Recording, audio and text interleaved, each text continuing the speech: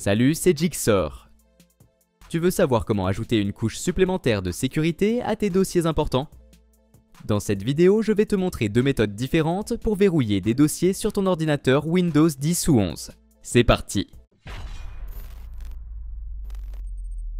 Commençons par la fonction de chiffrement intégrée de Windows. Pour chiffrer un fichier ou un dossier, fais un clic droit dessus et sélectionne « Propriétés » dans le menu. Ensuite, clique sur le bouton « Avancer » et coche la case à côté de « Chiffrer le contenu » pour sécuriser les données. Une fois le fichier verrouillé de cette manière, seul le compte utilisateur qui l'a chiffré pourra y accéder lorsqu'il est connecté.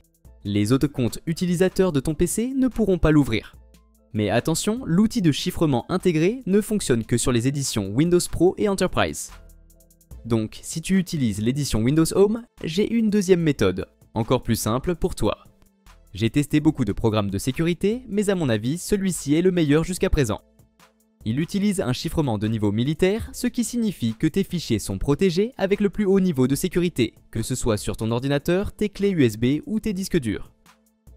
Le chiffrement des fichiers peut être compliqué, mais cet outil le rend facile, même si tu n'es pas un expert en informatique.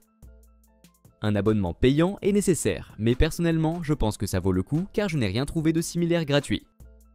Tu peux le télécharger gratuitement via mon lien ci-dessous et même obtenir une réduction sur ton abonnement pour tester toutes les fonctionnalités.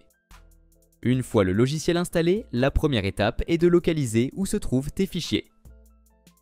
S'ils sont sur le disque dur de ton ordinateur, utilise les options sous disque local pour les cacher, les verrouiller ou les protéger. Pour les fichiers sur une clé USB ou un disque dur externe, choisis les options sous disque externe.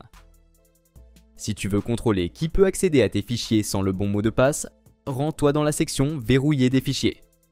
Contrairement au fait de cacher, les fichiers verrouillés restent visibles dans le système de fichiers. À droite, choisis si tu veux verrouiller seulement certains fichiers, un dossier ou un disque de stockage complet.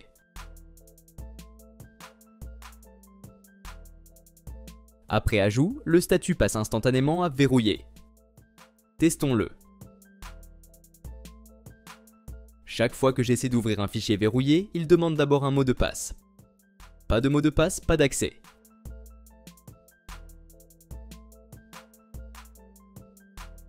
Et voilà, c'est tout pour aujourd'hui. Si cette vidéo t'a été utile, n'hésite pas à laisser un pouce bleu et à t'abonner à la chaîne. Si tu as des questions concernant cette vidéo ou si tu veux que je fasse un tutoriel sur un autre sujet, écris-le moi en commentaire. À la prochaine.